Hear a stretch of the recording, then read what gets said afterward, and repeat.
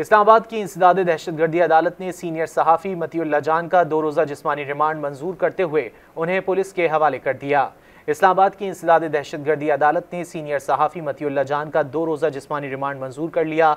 Police ने आज मतीउल्लाह जान की गिरफ्तारी जाहिर करते हुए उन्हें अदालत में पेश किया था। पुलिस ने अदालत से मतीउल्लाह जान के 30 रोज़ा जिस्मानी रिमांड की इस्तदा की थी। अदालत ने मतीउल्लाह जान का 2 रोज़ा जिस्मानी रिमांड मंजूर करते हुए उन्हें मारगला पुलिस के हवाले कर दिया। इस्लामाबाद पुलिस ने गुज़िश्ता रात मतीउल्लाह जान को गिरफ्तार किया था।